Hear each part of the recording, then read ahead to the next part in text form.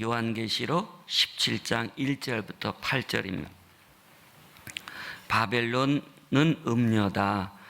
상징에서 상징으로. 요한계시록 17장 1절부터 8절 말씀 우리 다 같이, 우리 먼저 성경 같이 한번 읽겠습니다. 여러분, 요한계시록은 정말 중요합니다.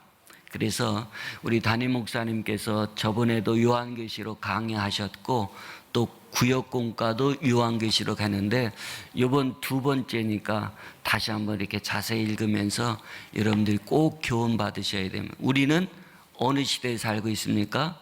말세 지말이라고 합니다. 지금 이제 무슨 일까지 일어나냐면 생명공학이 발달돼서 이제 인조 피부 이런 거를 만들 단계까지 왔습니다. 그러니 얼마나 지금 무서운 세상이 있는지 모릅니다. 그러면 뭐까지도 진행이 되냐면 뭐예요? 사람을 만들려고 합니다. 여러분 지금 영화에 감사합니다.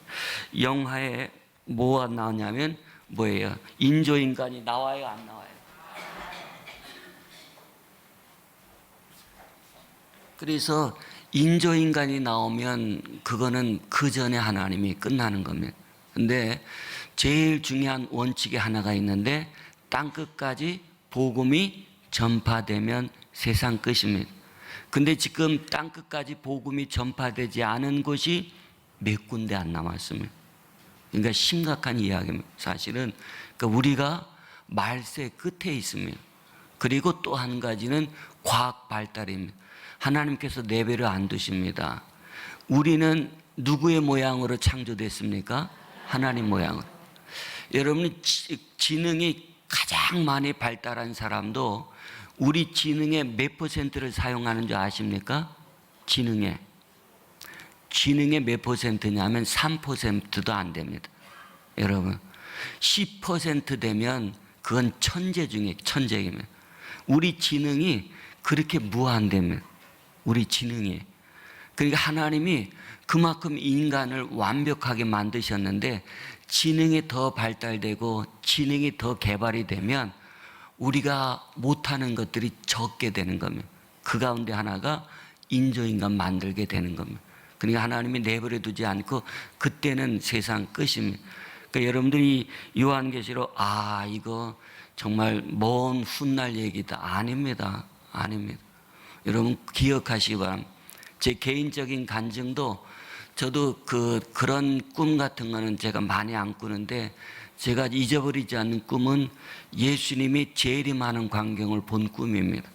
제가 꿈을 꿨는데 예수님과 성도들이 수많은 성도들이 구름 속에 있는 꿈을 제가 한번 꾼 적이 있습니다.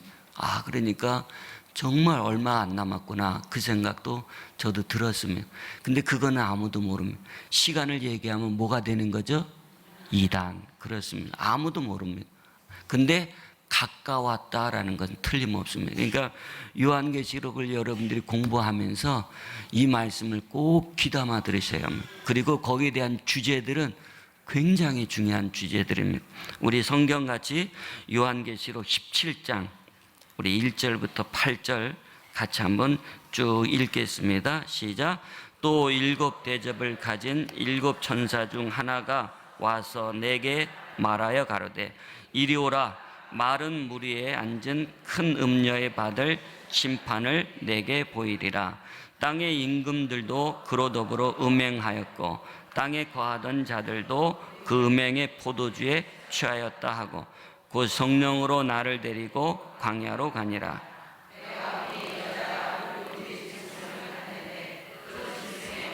참남된 이름들이 가득하고 7 머리와 10 뿔이 있으며 그 여자는 자줏빛과 붉은빛 옷을 입고 금과 보석과 진주로 꾸미고 손에 금잔을 가졌는데 가증한 물건과 그 음행에 더러운 것들이 가득하더라. 그 이마에 이름이 기록되었으니 비밀이라. 큰 바벨론이라. 땅의 음녀들과 가증한 것들의 어미라 하였더라. 또 내가 보매 이 여자가 성도들의 피와 예수의 증인들의 피에 취한지라. 내가 그 여자를 보고 기이 여기고 크게 기이 여기니 천사가 가로되 왜 기이 여기느냐? 내가 여자와 그의 탐바 7머리와 10뿔 가진 짐승의 비밀을 내게 이르리라. 내가 본 짐승은 전에 있었다가 시방 없으나 장차 무저갱으로부터 올라와 멸망으로 들어갈 자니 땅에 거하는 자들로 창세 이후로 생명책에 농명되지 못한 자들이 이전에 있었다가 시방은 없으나 장차 나올 짐승을 보고 기이 여기리라. 아멘. 우리 천천히 우리 같이 읽겠습니다. 시작. 땅의 군대들이 아마겟돈에 모여 전쟁을 준비하고 있고 하나님의 마지막 진노에 대한 공포와 두려움이 온 세상과 하늘에 가득할 때 갑자기 7 천사 중 하나가 요한에게 와서 많은 물 위에 앉은 큰 음녀에 받을 심판을 보여주겠다고 합니다. 또 다른 환상인 것입니다. 하나님께서 이 바벨론 큰 음녀에 대해 분명하게 경고하고 싶으신 것 같습니다. 큰 음녀, 즉 바벨론은 그 당시 온 세계의 영향이 대단하였을 것입니다. 모든 거짓 종교의 근원이 되었고 자기 만족을 위한 방탕하고 탐욕적인 시스템을 널리 전파하였기에 주님께서 이 형상을 환상으로 자세히 보여주신 것입니다. 큰 음녀는 우상 숭배와 영적 부덕함 그리고 술 취한 상태에 빠지게 하였습니다. 그런데 이 술은 예수 그리스도를 위하여 순교당할 성도들의 피입니다. 이는 그 음녀의 거짓 종교로 인해 참된 종들이 수없이 박해받고 죽게 될 것을 의미합니다. 많은 물 위에 앉은 음녀는 모든 민족을 다스림으로 제국의 힘을 과시하고 그리스도인들을 조롱하고 비박할 것입니다. 음녀는 힘도 있는 것 같고 아름답습니다. 로마가 그렇죠. 온갖 아름다움과 권세가 느껴지는 풍요의 상징입니다. 제국은 화려할 수밖에 없습니다. 그러나 그 화려함은 음녀의 모습입니다. 음녀가 들고 있는 금잔에는 성도의 피가 포도주와 같이 담겨져 있고 금 대접에는 온갖 더러운 음행이 담겨져 있습니다. 자, 거기까지요. 음녀에 대해서 여기 말씀하는데 음녀는 바벨론을 얘기합니다. 첫 번째, 음녀가 어디에 앉았다고요? 많은 물 위에 앉았다. 물을 한번 보시기 바랍니다. 물 위에. 15절 한번 같이 읽겠습니다. 15절 시작. 또 천사가 내게 말하되 내가 본 바 음녀가 앉아있는 물은, 그 다음에 해석하셨죠? 백성과 무리와 열국과 방언들이니라. 그러니까 음녀가 많은 물 위에 앉았다. 그것은 뭘 얘기하냐면 큰 세력을 가진 음녀, 그걸 얘기합니다. 큰 세력. 근데 그 세력이 뭐예요? 백성과 무리와 열국과 방언. 그러니까 한 나라가 아니라 세계를 지배하는 음녀. 그래서 음녀를 가리켜서 큰 음녀라 그렇게 얘기합니다. 그래서 큰 음녀를 얘기하고, 두 번째는 왕들을 거느려니까 뭐가 있는 겁니까? 큰 음녀는 바로 권세가 크다라는 걸 의미합니다. 첫 번째는 뭐예요? 세력이 크다라는 걸 의미합니다. 큰 음녀는 세력이 크다라는 것. 두 번째는 큰 음녀는 권세가 크다. 세력은 뭐예요? 세상 사람을 다스리는 걸 얘기합니다. 온 세상. 나중에는 지구촌이라고 우리가 지금부터 얘기하지 않습니까? 실제로 그렇게 됩니다. 실제로요, 한 정부 아래서 통일이 되는 겁니다. 음녀는 그 세계를 얘기합니다. 그 제국, 그 나라, 혹은 그 종교, 그걸 얘기합니다. 그럼 세상이 어떻게 된다고요? 통일된다, 그 소리입니다. 음녀가 그 세력을 얘기하고, 그 나라를 얘기하고, 그 종교. 왜냐하면 우상을 섬기기 때문에 그 종교를 얘기한다. 바로 그렇게 꼭 기억하시 바랍니다. 세력과 나라와 종교. 그래서 큰 음녀가 많은 물은 뭐라고요? 세상 사람을 상징하는 단어입니다. 15절에 그러니까 그렇게 말씀하면. 두 번째는 여기 보니까 뭐라고 얘기했냐면 큰 음녀가 받을 뭐라고요? 심판을 보인다. 그렇게 얘기하면. 그래서 2절 한번 같이 한번 읽겠습니다. 땅의 임금들도 그로 더불어 음행하였고 땅에 거하던 자들도 그 음행의 포도주에 취하였다 하고 그렇게 얘기하면. 그래서 음녀가 받을 심판의 그 원인 음행입니다. 음행. 왜 심판을 받아야 되느냐? 심판의 이유가 음행 때문이다. 여러분 음행의 네 가지 모습을 꼭 기억하시 바랍니다. 음행은 네 가지가 꼭 따라갑니다. 첫 번째는 육적인 성적 타락이 있습니다. 음행. 성적 타락이 음행의 첫 번째 모습이고요. 두 번째는 마음의 타락입니다. 마음. 그러니까 성적인 타락이 있고 마음의 타락이 있고 세 번째는 정신적인 타락이 있습니다. 정신적인 타락은 뭐냐면 쾌락적인 문화, 예술, 철학 이런 것들을 얘기하면 온갖 이런 것들이 타락이 됩니다. 제가 파리에서 목회했었습니다. 파리에서 목회하면 무슨 일들이 참 많으냐면 문화 행사가 많습니다. 그래서 한 번은 우리 교인이 패션쇼 하는 데서 저를 초대를 해서 초대를 하니까 어디에 앉아요? 맨 앞에 자리에 앉았거든요. 그러고 나서 끝나고 나서 토해버렸습니다. 너무나 쿵쾅쿵쾅. 저는 처음 가봤거든요. 앞에서 그 요란한 소리하고 막 이러니까 겨우 참다가 빨리 나가서 토하게 되더라고요. 제가 감당할 수 없더라고요. 그리고 문화 전시 그 화가들이 많아요. 파리에는. 그래서 교인들도 화가들이 많은데 전시회장 참 많이 갔습니다.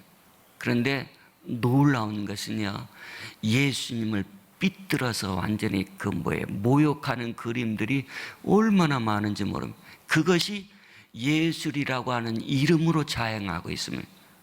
그때가 벌써 20년도 더 된 때예요. 얼마나 무서운지 모릅니다. 문화, 예술, 철학 이 모든 것이 정신적인 타락입니다. 마음의 타락은 뭐예요? 여러 가지로 더러워지는 거다. 물질로 인해서 마음이 더러워지는 것.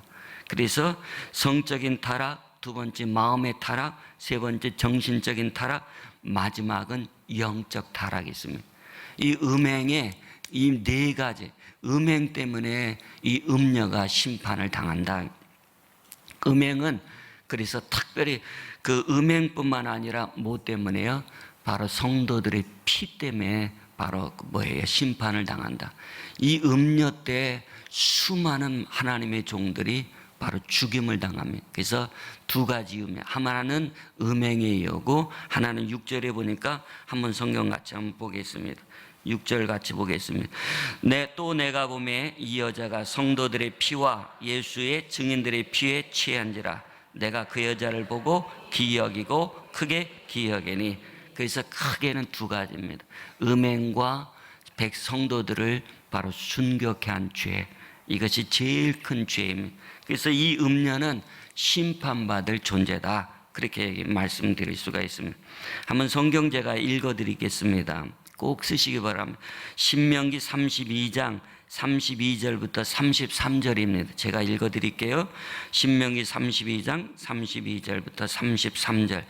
그들의 포도나무는 소돔의 포도나무요 고모라 밭의 소산이라. 소돔과 고모라는 뭐예요? 타락, 멸망의 도시를 얘기하면 그런 포도나무를 맺는다, 그 소리입니다. 그들의 포도는 쓸개 포도요, 그렇게 얘기하면 얼마나 쓴지 모릅니다. 그리고 그 송이는 쓰며 그들의 포도주는 뱀의 독이요 독사의 악독이라. 그러니까 보기에는 열매인데 그 모든 것이 쓰고 독이 있고 그리고 악한 열매를 맺는다. 아주 극히 악한 열매. 이게 멸망받을 사람들이 맺을 열매, 그렇게 여러분들이 생각하면 되겠습니다. 또한 음녀는 여기 3절 4절에 보니까 붉은 빛 뭐를 탔다고요? 짐승을 탔습니다. 요한계시록에 마귀가 몇 가지 모습으로 나타납니까? 마귀는요. 마귀는 세 가지 모습으로 나타납니다. 마귀는 누구를 본뜬다고요? 하나님을 본뜹니다. 요한계시록에 나타난 마귀는 세 가지 모습이에요. 용이 나옵니다. 용은요, 성부 하나님의 상징합니다. 그래서 나중에 용이 나올 때는 성부 하나님을 상징해서 마귀가 그렇게 변형해서 나타난다 생각하면 틀림없습니다. 두 번째, 짐승이 나옵니다. 짐승의 모습은 뭐로 나타나냐면 적 그리스도입니다. 예수님의 반대되는 적 그리스도. 그래서 짐승은 성자 하나님을 본뜬 모습입니다. 여기 이 음행하는 음녀가 뭐를 탔다고요? 짐승을 탔다 그 소리입니다. 적 그리스도. 그리고 또 한 가지는 거짓 선지자가 나옵니다. 거짓 선지자는 누구를 본떴냐면 성령 하나님, 거짓의 영. 그래서 요한계시록에 마귀가 세 가지 모습으로 나타나는데, 용은 성부 하나님을 본떠서 나타나는 거고요. 짐승은 적 그리스도를 그리스도를 본떠서 적 그리스도로 나타나고, 그 다음에 거짓 선지자는 성령 하나님을 본떠서 나타난다. 이게 요한계시록의 마귀의 세 가지 모습. 여기는 누구를 탔다고요? 짐승. 적 그리스도가 거기 활동한다 그 소리입니다. 그래서 나중에 음녀가 누구한테 팽당합니까? 성경 나중에 안 읽어보셨어요? 이 다음에는 음녀가 적 그리스도에게 팽당합니다. 그러니까 마귀의 특징은 뭐냐면요, 이거 다 꼭 쓰시기 바랍니다. 귀신의 특징은 변덕. 그렇게 쓰시기 바랍니다. 이게 귀신을 섬기는 사람들은 그거 알아요. 여러분, 그 무당들, 여러분 그 얘기를 못 들으셨어요? 저만 들었나 봐요. 귀신은요, 변덕이 들끓습니다. 그래서 귀신 섬기는 사람들은 귀신의 변덕 때문에 참으로 피곤하답니다. 어느 땐 이거 시키고 어느 땐 저거 시키고. 실제로 그렇답니다. 그러니까 음녀도 사실은 적그리스도를 힘입어서 활동하고 적그리스도에 도움이 되도록 활동했는데, 변덕 때문에 뭐예요? 나중에는 팽당해서 나중에는 죽음에 이르는 겁니다. 그게 뭐예요? 귀신의 변덕 때문에 그랬어요. 마귀. 그렇기 때문에 이 음녀는 적 짐승을 탔다. 그래서 그 짐승을 타는 것이 꼭 기억하시기 바랍니다. 거기서 두 가지 모습이에요. 짐승을 탄 음녀. 그래서 짐승은 누구를 얘기한다고요? 적그리스도. 적그리스도는 누구를 반대로 해서 나타난 겁니까? 그리스도. 그러니까 구원에 대한 미혹이 있다라는 겁니다. 거짓 구원에 대한 역사가 있다 그 소리입니다. 그래서 짐승을 탔다라는 것은 그것은 거짓된 구원을 전파하고 사람들을 미혹한다 그런 뜻입니다. 두 번째는 그 짐승에는 뭐가 있냐면 참남한 이름들이 거기 기록되어 있다. 참남한 이름 뭐예요? 하나님을 대적하는 자들의 이름입니다. 그러니까 악한 자들의 총체적인 집합체가 적그리스도의 모습입니다. 하나님을 온갖 대적하고 하나님을 완전히 적대하는 그런 총집합이 바로 짐승에게 나타난다 그 소리입니다. 그 짐승을 음녀가 탔으니까 거기에 같이 활동한다. 같이 한번 요한계시록 18장 2절 한번 같이 읽겠습니다. 요한계시록 18장 2절 같이 읽겠습니다. 힘센 음성이 외쳐가라. 큰 성 바벨론이여, 귀신의 처소와 각종 더러운 영에 모이는 곳과 각종 더럽고 가증한 새에 모이는 곳이 되었도다. 아멘. 음녀는요, 바벨론입니다. 바벨론. 오늘 제목도 그렇죠? 뭐라고요? 바벨론은 음녀다. 음녀는 바벨론이었는데, 이 바벨론이 짐승을 타서 역사하는데, 바로 짐승의 이름에는 뭐가요? 가증한 이름. 거기에는 그러니까 귀신의 처소가 되고 각종 더러운 영이 모이고 각종 더럽고 가증한 뭐예요? 새는 뭘 얘기합니까? 날아가는 걸 얘기합니다. 없어지는 거, 영원하지 아니한 것들. 그래서 그 모든 것들이 모임이 되는 그것이 바로 음녀의 모습이고 짐승의 모습이다. 다만 세 번째, 짐승의 첫 번째는 거짓 구원으로 미혹하고, 두 번째는 하나님을 대적하는 종합체, 집합체이다. 그 다음에 짐승은 거짓 기적으로 미혹하는 자. 뭐예요? 짐승은 전에 있었고, 시방은 무슨 뜻이에요? 시방. 제가 충청도의 시방은 충청도 사투리입니다. 아셨어요? 예, 시방. 저는 시방이라는 소리 안 씁니다. 왜냐하면 부모님은 시방이라고 쓰시거든요. 시방은 사투리예요. 그래서 지금은 없으나 장차 올. 그러니까 이 짐승은 뭐예요? 죽었다가 살아난 그 존재가 짐승입니다. 그러니까 거짓 기적으로 미혹하는 자의 모습입니다. 여기에는 기적들이 많이 나타납니다. 이적들이 많이 나타납니다. 그것 때문에 세상 사람들이 환호하는데, 그 모든 것이 구원으로 연결되지 않기 때문에 그 기적은 무슨 기적이라고요? 거짓 기적. 기적을 부인하는 게 아니라 그 기적이 구원으로 연결되지 않고 멸망으로 연결되기 때문에 성경 표현은 거짓 기적이라 얘기합니다. 기적 인정하지 않는 거 아닙니다. 지금도 불교에는 기적이 있어요, 없어요? 있어요. 왜 기적이 있을까요? 마음이 하늘에 상달되기 때문에. 하나님이 긍휼히 여기셔서, 여러분 비나이다 해도 정성이 하늘에 닿으면 하나님이 인정하시는 겁니다. 그래서 허락하시는 겁니다. 그래서 불교에도 그런 여러 가지 종교에도 기적은 있는데, 그 기적을 뭐라고 표현하냐면 멸망으로 연결되며 거짓 기적이라 표현합니다. 그래서 거짓 기적으로 뭐라고요?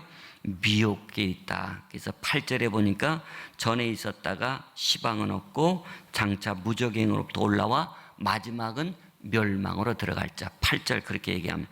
그 다음에 이제 음녀는 뭐를 입었어요? 자주빛과 붉은 옷을 입었다.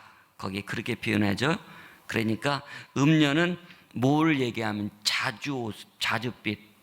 여러분 옛날 이 시대에는 무슨 시대예요? 로마 시대입니다. 성경이 쓸 때에는 로마 시대 이스라엘 사람들이나 로마 사람들이 뭐를 보면 그 사람을 알 수 있어요, 없어요? 옷을 보면 알 수 있습니다. 옷 중에 무슨 옷을 보면 알 수 있어요? 무슨 색깔이요? 자주빛.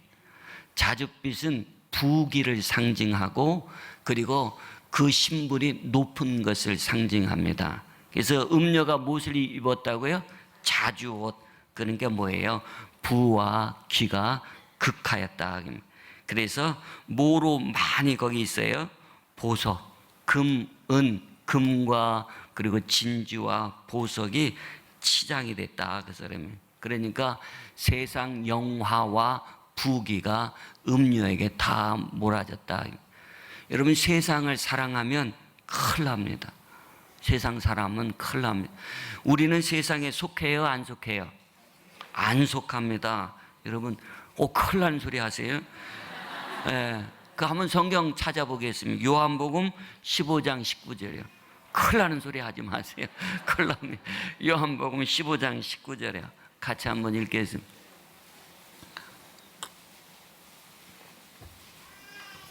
요한복음 15장 19절 같이 읽겠습니다. 너희가 세상에 속하였으면 세상이 자기의 것을 사랑할 터이나 너희는 세상에 속한 자가 아니요 도리어 세상에서 나의 택함을 입은 자인 고로 세상이 너희를 미워. 왜 나만 미워해? 무슨 소리예요? 나는 세상에 속하지 않았다 생각하면 틀림없습니다. 세상 사람 우리를 좋아하지 않습니다. 여러분 그래서 오래 믿은 사람들이 세상 친구가 적어요, 많아요? 적어요. 어울릴 수가 없어요. 영적으로 달라요. 영적으로 저도 목회자가 돼서 만나는 친구들이 결국은 좁아지더라고요. 그리고 다 떨어져 나갑니다. 왜요? 목사 앞에서 술 먹을 수가 없거든요. 야, 너 불편하다. 그 얘기를 대놓고 하더라고요. 그러니까 떨어지게 되더라고요. 그러니까 우리는 세상에 속하지 않습니다. 이게 전혀 다릅니다. 세상에 속하는 것은 영화와 부귀와 인기, 명예 다 있습니다. 명예. 여러분, 얼마 전에 누구의 기념이 있었습니까? 얼마 전에 혹시 아세요? 누구의 기념일? 마이클 잭슨. 몇 주년이에요? 몇 주년이에요? 몰라요. 10주년이에요. 10주년. 2009년도 그 이렇게 뒤로 가는 거 모르세요? 그렇게 뒤로 막 무너고 하는 거. 저는 흉내는 못하지만 그 마이클 잭슨 몰라요?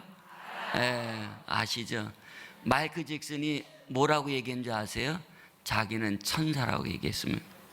마이클이 뭐예요? 천사의 이름입니다. 미카엘 영어 이름이 마이클입니다. 마이클. 그래서 마이클은 바로 이단을 숭배했던 자이고요. 실제로. 그리고 자기가 천사라고 얘기했습니다. 천사라. 얼마나 무서운 사람인지 모르고.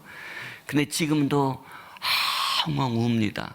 저도 가끔 음악을 좋아해서 보면 그 전에 한번 마이클 잭슨에 대한 추모할 때, 죽었을 때 제가 TV에서 마이클 잭슨에 대한 그걸 쭉 봤어요. 2009년도에. 그런데요, 울어요. 엉엉 웁니다. 너무 좋아서, 너무 사랑해서. 나오는 거니 까 하고 막 소리 지르고 얼마나 그런지 몰라요. 예. 여러분 그렇게 한번 해보셨어요? 스트레스 팍 나갑니다. 그러니까 운동 좋아하면 왜 그게 하면 운동장에서 뭐를 하니까요? 소리를 지르니까 스트레스 팍 나가면. 그러니까 그 음악장에 가면 거기에 막 춤을 추고 거기에 몰입하고요. 심지어는 옛날 우리 사람들도 그랬습니다. 뭐까지 거기다 던졌어요? 뭐까지 던졌어요? 예? 속옷까지 건넜어요. 그것도 어느 나라에서요? 우리나라에서. 그것도 몇십 년 전에요? 20년도 넘게 전에. 예. 얼마나 미치고 환호하면 자기 속옷까지 던지면. 근데 여러분들이 세상 사람이에요? 아니에요? 세상 좋아하면 큰일 납니다. 이제 앞으로 강조할 텐데 세상 사랑하고 좋아하면 여러분 그 다음부터는 믿음은 떨어집니다. 네, 큰일 납니다. 그래서 음료에 대해서 지금 설명하다 곁길로 빠졌어요. 그 다음에 이제 음료의 정체는 뭐라고요? 바벨론. 5절 같이 한번 읽겠습니다. 시작. 그 이마에 이름이 기록되었으니 비밀이라. 큰 바벨론이라. 땅의 음료들과 가증한 것들의 어미라 하였더라. 이 성경을 쓸 때가 언제였어요? 로마 시대. 기원 후 약 80, 90년 정도 로마의 초기였습니다. 그런데 로마 시대 여러분들 이야기를 듣고 놀라지 마시기 바랍니다. 이방 신전에는 누가 있었냐면 제사장이 있었습니다. 이방 신전에. 근데 제사장은 누가 있었냐면 여자 제사장이 있었습니다. 근데 여자 제사장을 뽑는 원칙이 두 가지였어요. 큰 두 가지. 첫 번째, 여자 제사장은 좋은 가문의 처자, 좋은 가문에서 뽑았습니다. 두 번째, 얼굴이 너무 예뻤습니다. 그래서 얼굴, 오늘날은 뭐를 보고 또 뽑아요? 몸매. 그렇죠? 근데 이제 옛날에는 이 옷이 숨겨져 있으니까 뭐를 보고요? 얼굴. 그래서 좋은 가문에서 뽑고 얼굴 보고 뽑았습니다. 여자 제사장. 그런데 놀랍게도요, 뽑히면 그 가정과 가문의 영광으로 알았습니다. 뭐로 알았다고요? 영광으로 알았어요. 실제 이야기입니다. 실제 이야기. 근데 그 여자 제사장의 제일 큰 일이 뭐예요? 제사입니다. 제사를 드리는데 제사의 제일 큰 일이 뭐냐면 행음입니다. 행음. 그러니까 이방신에게 제사를 드릴 때 그 제사의 핵심은 간음입니다. 거기 온 누구와요? 남자 신도와 여자 제사장이 붙어버렸다 그 소리입니다. 예. 그리고 그 자리에 음란이 계속 그 아주, 그러니까 실제로 뭘 얘기하냐면 비를 오게 할 때, 그 비를 오게 할 때 뭐를 통해서 비가 오냐면 참 설명하기가 더럽습니다. 예. 입으로 설명하기가 참 더럽습니다. 남자 여자의 그 소리하고 거기에서 나오는 액체를 통해서 이방 신의 감동에 대해서 그 내리는 게 비라고 생각했습니다. 그러니까 얼마나 격렬하게 거기서 간음을 했는지 모릅니다. 그러니까 제사장의 제일 핵심은 사실은 창녀 역할이었습니다. 창녀, 고급 창녀죠.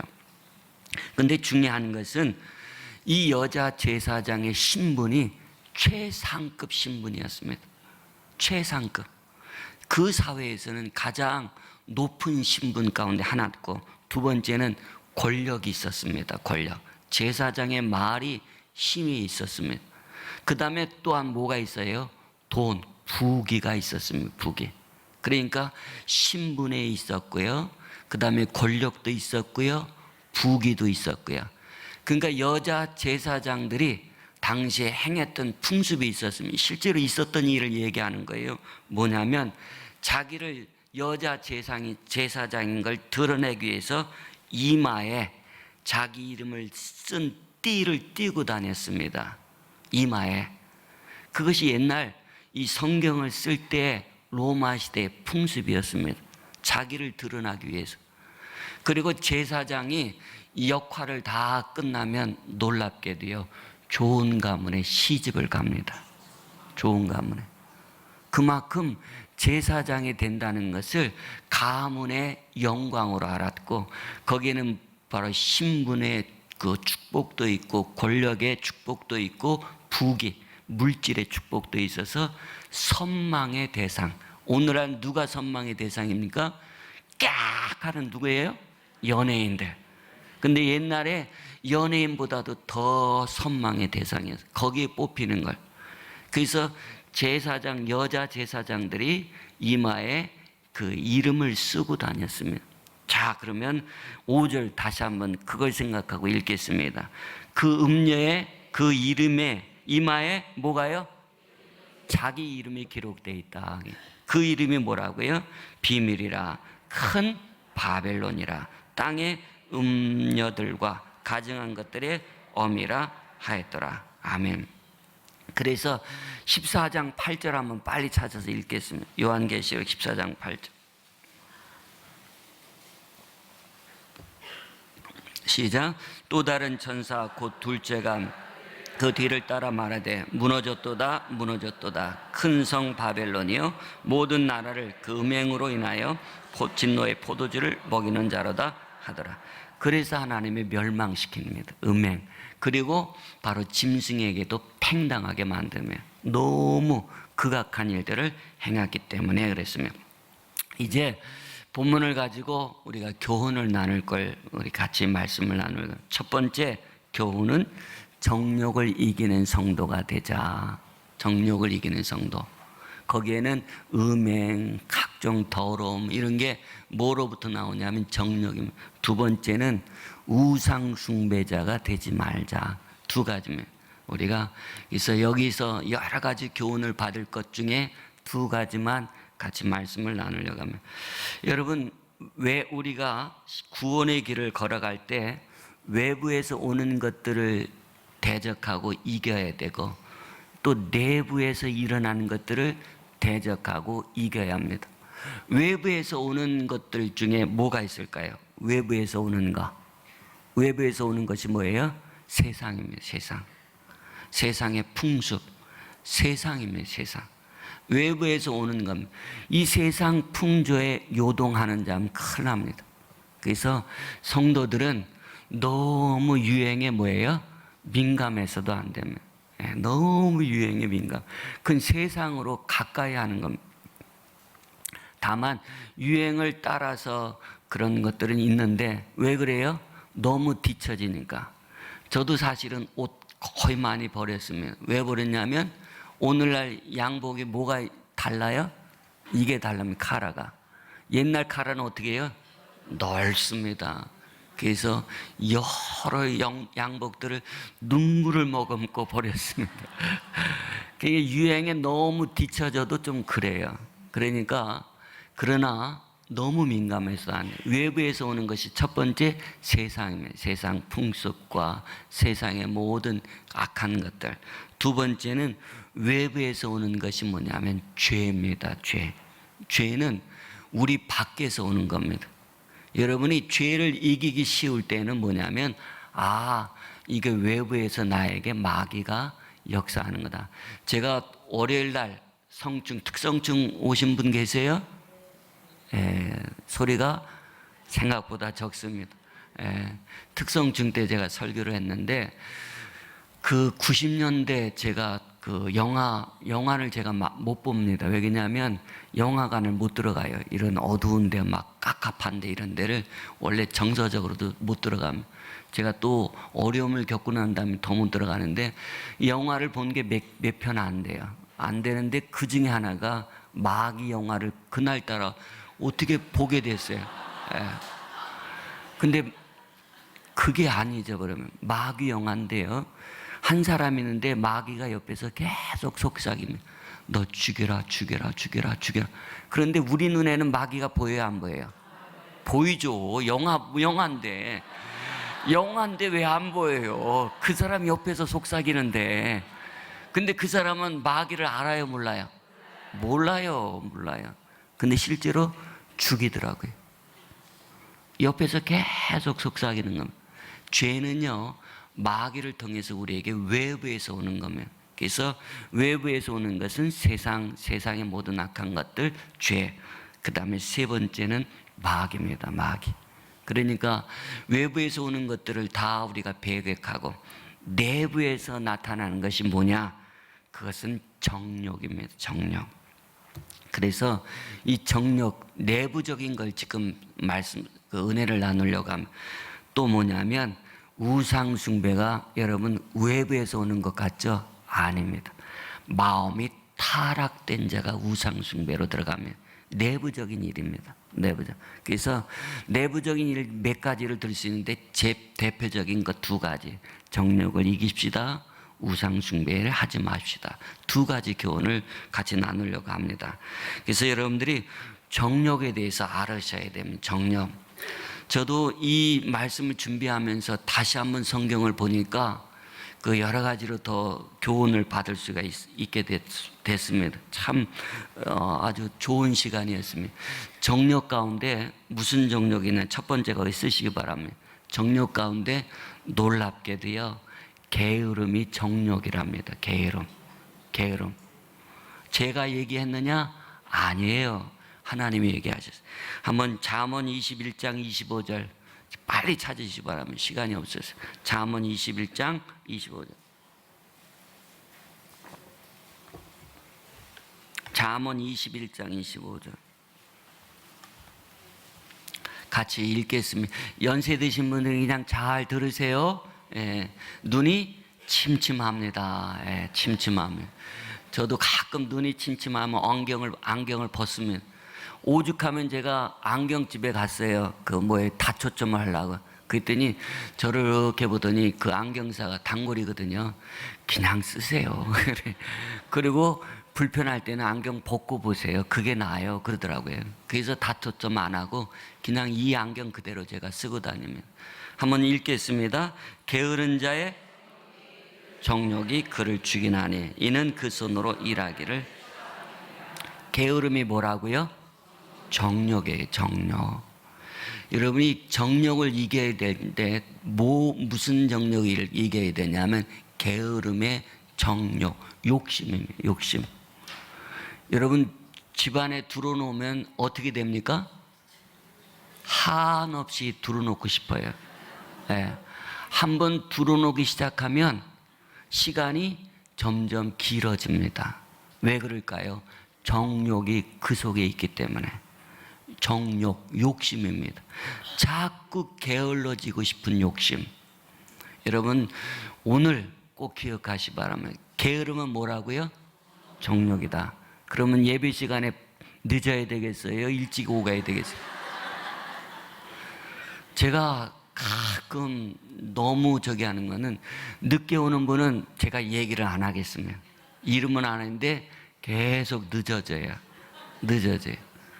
여러분, 지금 이 시간에 몇 시에 시작이 되는 겁니까? 10시 반이라뇨.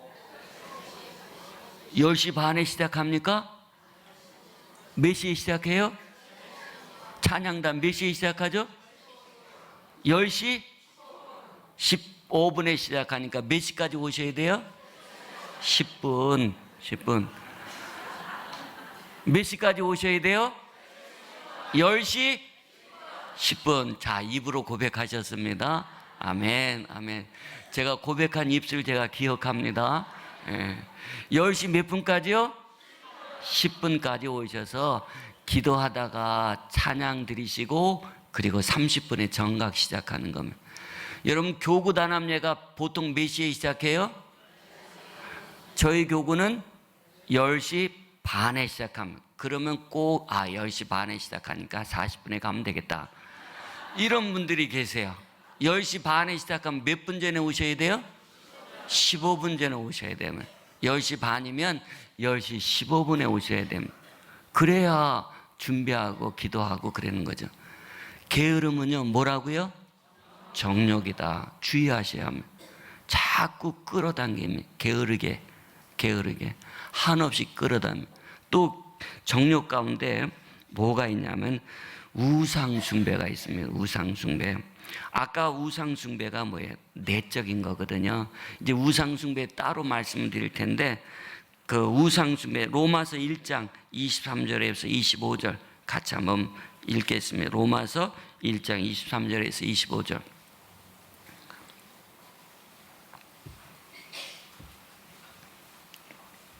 로마서 1장 23절에서 25절 같이 읽겠습니다.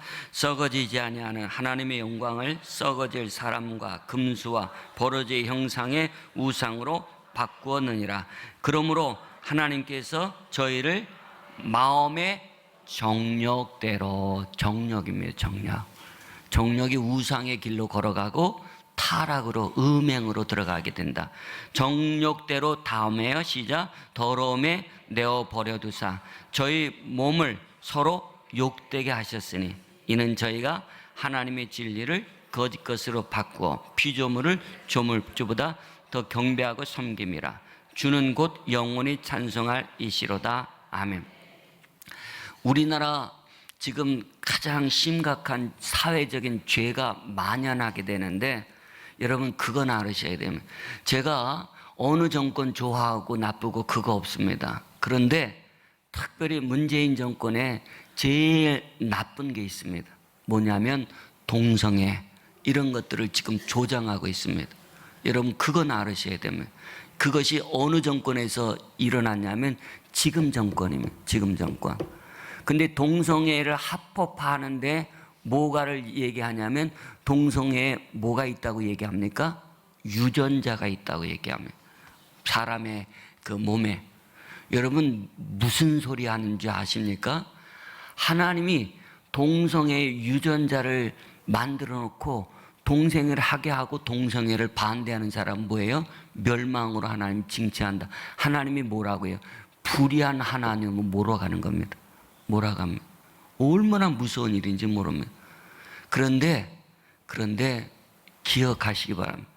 유전자가 우리 몸에 동성애 유전자가 있다고 했다가 요 근래 세계 학회적으로 그건 잘못된 학설이다, 이번에 밝혀졌습니다. 하나님은 절대로 동성자 유전을 만들지 않습니다. 그런데 여러분들이 꼭 기억하세요.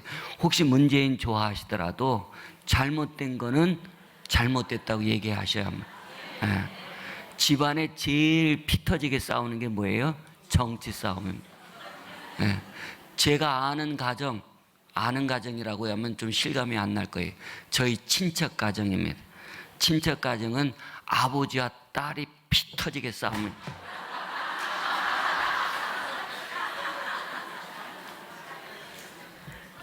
아버지는 아버지는 절대 싫어하고 딸은 문재인 정권이고요.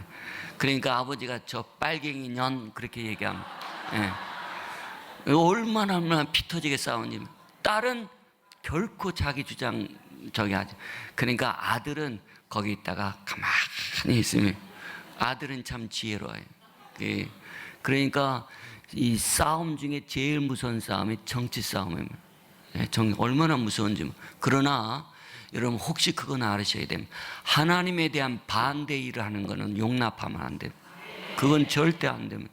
그러니까 이 동성애 유전자 없습니다. 이건 밝혀졌습니다. 과학적으로. 그거 갖고 지금도 계속 밀어붙이거든요. 그리고 또 뭐를 지금 없애고 있어요? 뭐를 없애요? 기독교 학교 없앱니다.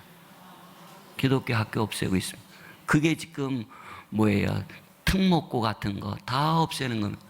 그게 뭐냐면 기독교에 이제 기독교 이념을 예배도 못 드리고 가르칠 수도 없습니다. 그러려면 무엇으로 학교를 세웁니까? 기독교 이념으로. 그 사람들은 지금 그 심각한 걸 모르고 있습니다. 이 정권에서 지금 그런 일을 하고 있는 겁니다. 얼마나 무서운 일인지 모릅니다. 평준화라는 그 얘기로 인해서. 그러고 나서 뒤에서는 온갖 뭐예요? 장인애들은 시험도 안 보고 뭐로 들어갑니까? 대학 들어가고. 그러니까 대학생들이 지금 들고 일어나는 겁니다. 시험도 안 보고 여러 특활로 인해서 그리고 여러 가지 그런 개념. 그러니까 저도 이번에 아는 게 그런 지도하는 그런 뭐예요? 지도 특과외 선생이 따로 있답니다. 그런 일들이. 돈이 많으니까. 돈이 많으니. 이 곁길로 또 나갔으면 죄송합니다. 할 얘기가 많은데 그 다음에 세 번째 정력 중에 뭐가 있냐면 죄의 정력이 있습니다. 아까 죄는 어디에서 온다고 얘기했어요? 밖에서 온다고 그랬어요. 그런데 정력은 어디에서 온다고요? 근데 그러면 아까 얘기하고 다르다. 여러분 제가 설명드릴게요. 우선 로마서 7장 5절 같이 한번 읽겠습니다.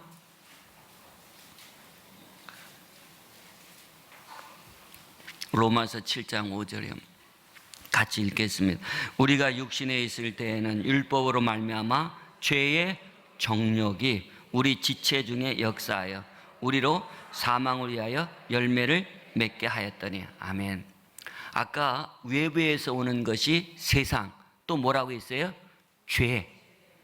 근데 내부에서 오는 것은 아니다 얘기했어요. 그리고 마귀도 외부에. 근데 여기는 뭐라고요? 죄의 정욕. 정욕은 내부에서 일어난 거거든요.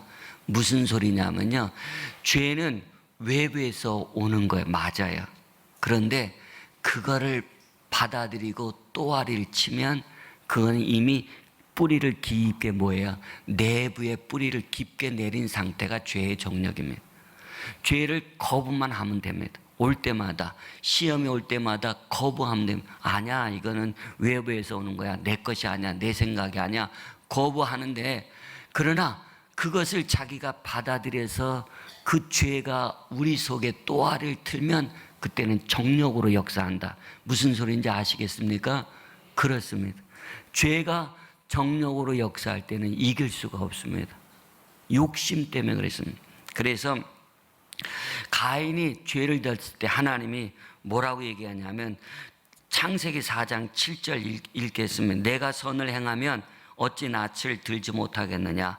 선을 행치 아니하면 죄가 문에 엎드리느니라.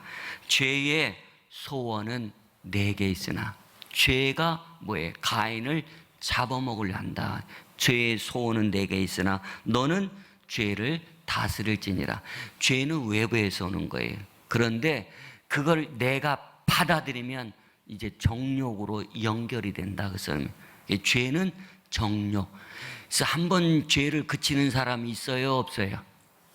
없습니다. 죄가 정욕으로 연결될 때는 계속 죄를 지으려고 계속 죄에 대한 뭐예요? 계속 발전시키는 겁니다. 바늘도둑이 소도둑이 되는 거죠. 계속 발전시키는. 이것이 욕심하고 연결돼서 그래요. 그래서 죄도 내부에서 뿌리를 내리면 정욕으로 화한다. 그 다음에 네 번째, 정욕 중에 여러 가지 어리석고 해로운 정욕이 있습니다. 어리석고 해로운 정욕.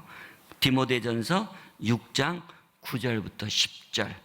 디모데전서 6장 9절부터 10절. 디모데전서 6장 9절부터 10절. 빨리 찾는 분만 그냥 빨리 읽고 그냥 들으시기 바랍니다. 같이 읽겠습니다. 부활해 하는 여러 시험과 올무와 여러 가지 어리석고 해로운 정욕에 떨어지나니 그 사람으로 침륜과 멸망에 빠지게 하는 것이라. 돈을 사랑함이 일만 악의 뿌리가 되나니 이것을 사모하는 자들이 미혹을 받아 믿음에서 떠나 많은 근심으로써 자기를 찔렀도다. 아멘. 시작이 뭘 시작이 됩니까? 뭐로 시작이 된다고요? 뭐로 시작이 된다고요? 부하려 할 때 시작이 된다. 부하려 할 때. 여러분 족한 줄로 알으셔야 돼요. 같이 따라 하시 바랍니다. 나는 족하다. 감사가 없으면요 신앙은 아닙니다. 여러분 족하지 못하면 감사 없어요. 우리가 돈을 얘기할 때도 1억만 있으면 뭐예요? 행복할 것이다. 1억을 가지면 며칠은 행복해요. 그런데 또 지나면 뭐예요? 10억만 하고 그래요. 그럼 10억을 가지면 뭐예요? 얼마 동안은 행복해요. 그 다음에 또 10억이 다 되면 뭐예요? 100억만 해요. 그 다음에 100억이 있으면 뭐예요? 1000억만 해요. 1000억 있다가 또 뭘로 올라가요? 1조만 해요. 네. 세상 사람들은 돈이 아닙니다. 부하려 하지 마세요. 여러분 거기다 핑계 대지 마세요. 뭐를 하기 위해서요? 선교하기 위해서, 헌금하기 위해서. 아니에요. 부는 하나님이 주시는 선물이지 여러분이 원한다고 되는 게 아니에요. 그것은 여러분의 정욕입니다. 정욕. 그러니까 하나님이 그 사람이 감당할 만한 걸 주시는 것이지 부하려 해서는 안 돼요. 먼저 족하게 여겨야 됩니다. 그럴 때는 세 가지로 빠져요. 시험에 빠지고요. 올무 아셔요? 올무 한번 빠지면 어떻게 해요? 빠져나올 수 없어요. 짐승이 올무하면 뭐예요? 다리가 끊어져서 도망가야 됩니다. 다리가 끊어지기 전에는 그 올무에서 빠져나올 수 없어요. 그 다음에 여러 가지 어리석고 해로운 정욕. 어리석고 해로운 정욕이 뭐예요? 도박, 명예, 이런 세상의 것. 세상의 것들로 가득 차게 되어 있습니다. 그러니까 어리석고 해로운 것이 정욕인데 뭐로부터 시작이 된다고요? 돈을 부하려 할 때. 그 다음에 두 번째는 돈을 사랑할 때. 두 가지입니다. 부하려 할 때, 돈을 사랑할 때. 돈을 사랑하는 사람이 어떤 일이 일어납니까? 무슨 침대를 만들어요? 모르셨어요? 네. 무슨 침대 만들어요? 아, 왜야? 그거를 모르세요? 돈 침대를 만듭니다. 돈 침대. 그 전에 연속극을 제가 안 봤는데 그 연속극 지금도 기억에 나는데 뭐로 만드냐면 밑에다 돈을 다 깔아버렸습니다. 그리고 그 위에다가 냄새까지도 뭐예요? 황홀합니다. 돈 냄새. 네. 그렇게 만드는 겁니다. 돈을 사랑하는 거. 우습죠? 아니에요. 그 사람들은 실제입니다. 실제. 여러분 그렇게 하고 싶은 거예요. 사람은. 그러니까 부하려 하지 말고 뭐라고요? 돈을 사랑하지 말아요. 좋다 그러면 안 됩니다. 돈을 뭐라고요? 좋다 그러면 안 됩니다. 저도 그걸 흉내를 못 나겠습니다. 여러분들도 흉내 내면 안 됩니다. 돈 사랑하면 안 돼요. 큰일 납니다. 그 다음에 다섯 번째 악한 정욕이 있습니다. 악한 정욕. 골로새서 3장 5절 6절 악한 정욕. 정욕이 참 많아요 사실은. 예. 그 다음에 여섯 번째 세상 정욕이 있고요. 디도서 2장 12절 정욕 다 설명하다는 끝이 없을 것 같아요. 그 다음에 일곱 번째 싸우는 정욕이 있습니다. 싸움. 야고보서 4장 1절부터 3절. 이거는 찾아봐야 돼요. 싸우는 정력. 다 같이 야고보서 4장 1절부터 3절 빨리 찾아보세요. 혹시 여기 여러분 중에 싸우는 분이 있으면 아주 오늘 경각심을 가져야 합니다. 경각심을 가져야 합니다. 야고보서 4장 1절부터 3절 같이 읽겠습니다. 너희 중에 싸움이 어디로, 다툼이 어디로 쫓아나가는 중이야.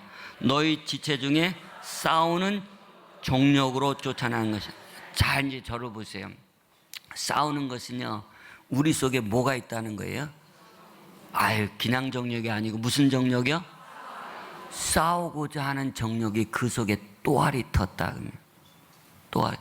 제가 그 목회를 조금 됐지 않습니까? 제가 88년도에 단독 목회 시작했으니까, 담임 목회를 88년도에 제가 시작했으니까 지금 계산이 되면 나오죠. 이 목사 한데 얼마 안 되는데 80대 노인 가정을 찾아갔는데 제 앞에서 싸우더라고요. 이거 잘못됐다, 저거 잘했다. 목회자 앞에서. 그런데 나중에 보니까 싸우는 게 정욕이더라고요. 싸우는 정욕. 여러분, 싸움을 거는 사람은 그 싸우는 정욕이 그 속에 또아리를 두고 있다는 거예요. 남자에게든 여자에게든. 그러니까 여러분, 싸우는 것은 뭐예요? 정욕이 바로 부채질하는 겁니다. 절대 싸워서는 안 돼요. 칼로 뭐예요? 제일 제가 잘못된 속담 중에 하나를 꼽는 중에 하나가 뭐예요? 칼로? 사실이에요, 아니에요? 왜 아니에요? 그 속에 꼭 또아리를 트고 상처가 남아 있습니다. 상처가 절대로 남아 있습니다. 상처가 쌓이고 쌓이다가 폭발하면 그때는 이혼인 겁니다. 이 칼로 물베기가 아닙니다.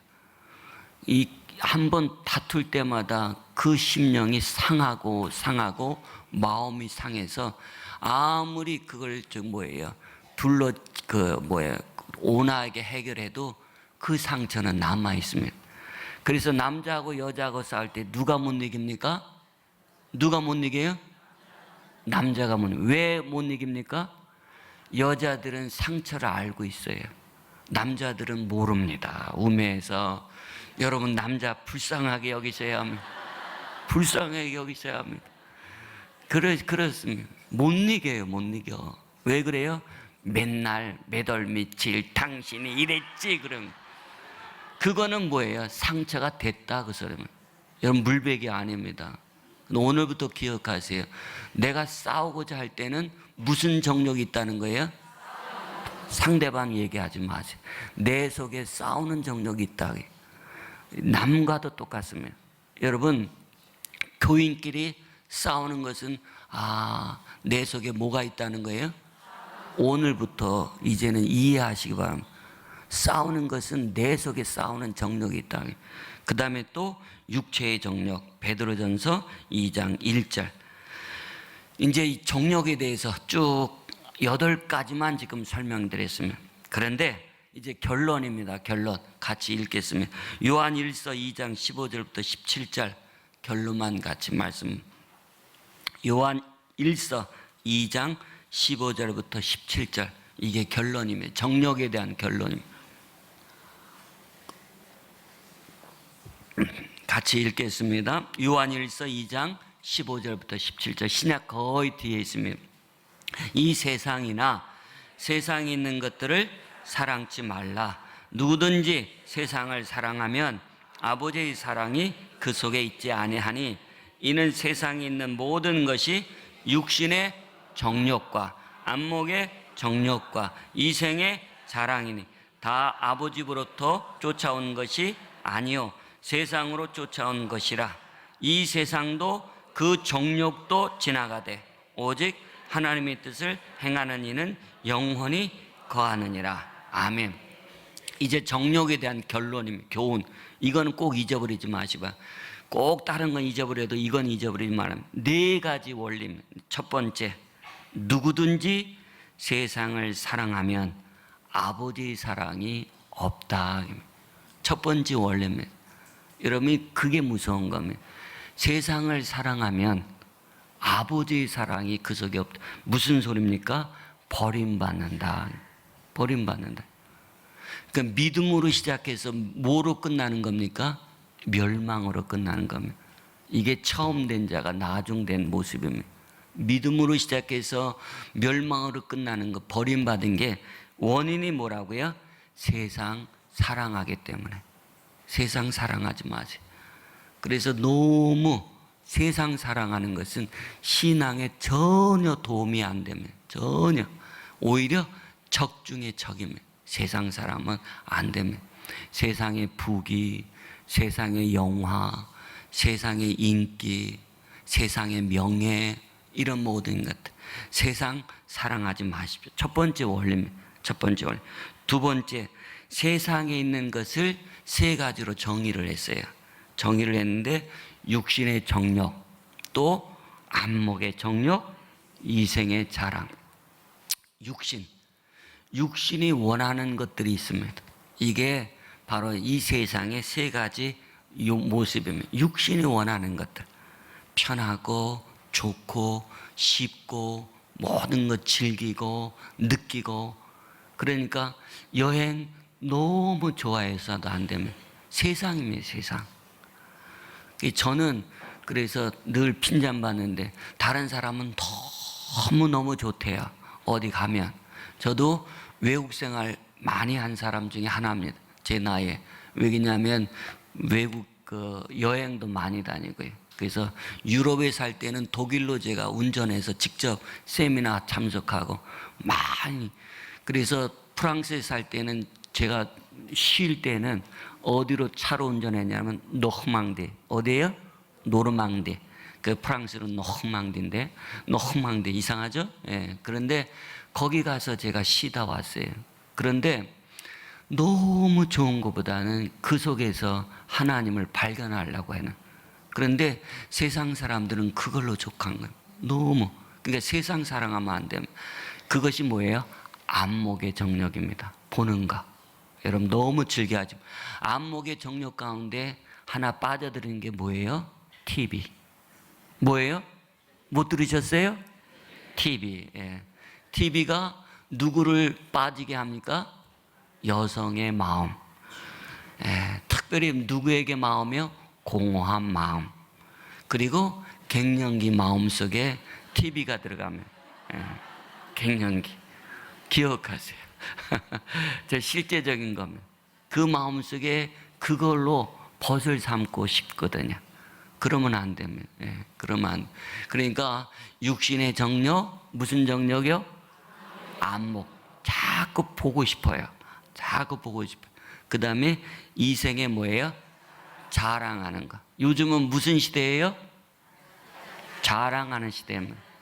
근데 자랑하면 안 됩니다. 세상 것입니다. 자랑함. 뭘 해야 돼요? 감사하고 영광 돌려라. 그 소리입니다. 감사하고 영광 돌려라. 그래서 두 번째, 세상에 있는 것 세 가지 원리. 그 다음에 세 번째, 네 가지 원리 중에 세 번째예요. 다 지나간다. 세상도 지나가고 정욕도 지나간다. 다 지나간다. 다 지나간다. 이 세상이나 정욕은 다 없어질 거, 지나가는 것들이에요. 이 원칙입니다. 세 번째 원리. 그 다음에 네 번째, 오직 하나님의 뜻을 행하는 이만 영원히 세워진다. 뭐예요? 오직 하나님의 뜻만 행하는 자. 제일 중요합니다. 하나님의 뜻. 하나님의 뜻 가운데 여러 가지가 있는데 두 가지만 하고 제가 우상숭배는 건들지도 못하고 끝나요. 예. 그 정력에 대해서만 설명하다가 제가 어떻게 1시간 반을 제가 있어야 되나 그랬더니 준비를 제가 많이 했어요. 많이 했는데 우상은 그냥 없애고 정력에 대해서만 여러분 기억하고 오늘 마치려고 하면 한번 하나님의 뜻에 대해서 두 가지만 살펴보겠습니다. 데살로니가 전서 4장 3절부터 6절. 데살로니가 전서 4장 3절부터 6절이요.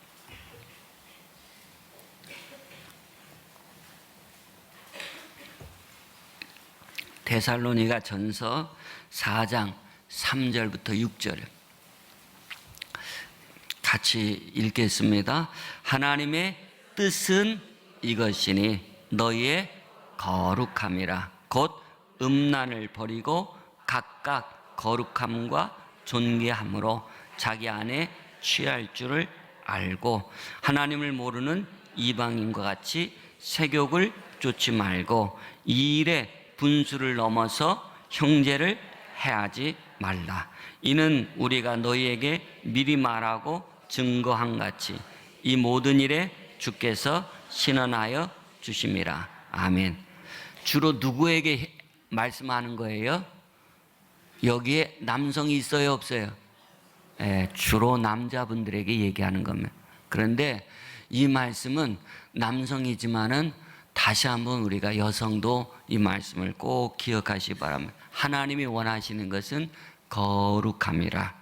음란을 버리고 각각 거룩함과 존귀함으로 누구를 취할 줄 알고요? 아내. 여러분은 반대로 누구를 취하라고요? 남편. 꼭 기억하시기 바랍니다. 여러분이 정성께 거룩한 마음으로 존귀함으로 우리 남편님이 오셨습니다. 같이 따라 하시기 바랍니다. 우리 남편님이 들어오셨습니다. 그러면 그 가정은 정말 좋은 가정입니다. 여러분 그렇게 알으셔야 됩니다. 그런데 그렇지 않고 세욕을 쫓을 때는 누구를 해야 한다고요? 형제를 해야 한다. 형제는 누구예요? 자기 배우자를 얘기하는 겁니다. 배우자. 그렇지 아니할 때는 배우자를 해야 하는 거 똑같다. 그 얼마나 무서운 일인지. 가정을 잘 지켜야 된다. 그 소리입니다. 이는 우리가 너희에게 미리 말하고 증거같이 모든 일에 주께서 어떻게 해요? 신원하다 무슨 뜻이에요? 고소하다 그런 뜻이에요.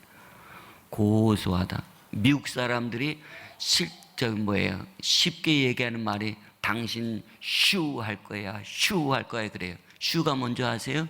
고소하다. 영어예요, 영어. 슈 할 거야 뭐 그래요. 법으로 해결한다 그 소리. 근데 신원하는 게 고소한다. 그리고 하나님이 벌 주다라는 뜻이. 얼마나 이것이 중요한 내용인지. 자기 가정을 버리는가, 그건 하나님 앞에 벌 받는 행위다 그 소리입니다. 그러니까 이 말씀을 반대로 여러분들이 남편에게 대해서 거룩함으로 대하고 존귀함으로 대하라. 남편 뭐 하지 말라고요? 무시하지 말라. 무시하지 말. 남자들이 제일 화내는 것 뭐예요? 여자들이 제일 원하는 건 뭐예요? 그러면 또 곁길로 나갔어요. 남자들이 제일 원하는 거 존경받는 겁니다. 존경받는. 여러분 그거 무시했다가는 남자 아주 뿔납니다. 너무 뿔이 여러 개가 납니다. 그러니까 남자들은요 제일 원하는 게 존경받는가. 자기 집에서만큼은 자기 아내에게 자녀에게. 근데 야, 네 아빠 봐라 그러고 그렇게 하면 그거는 속으로 쌓이는 겁니다. 그 다음에 표자에다가 니은자가 들어가는 겁니다. 아내가 아니에요. 표에다가 니은자입니다. 그러니까 남자들이 원하는 건 존경입니다. 여자가 원하는 건 뭐예요? 사랑입니다. 사랑. 그래서 남자들은 가정 세미나가 되면 안 됩니다. 그죠? 그러니까 그것만 얘기할게요. 그래서 여러분들이 가정이 올바르게 되려면 존경하세요. 그래서 절대로 무시하면 안 됩니다. 비록 뭐하고도 와도요, 술 처먹고 와도, 그렇습니다. 그래도 존경해야 됩니다. 우리 가정을 위해서 저렇게 불철주야 애쓰는구나. 저렇게 상사에게 빌붙어서 저렇게 빌어야 되고, 그거는 여러분들이 모르는 겁니다. 그러니까 절대로 남자 무시하면 안 됩니다. 길어졌어요.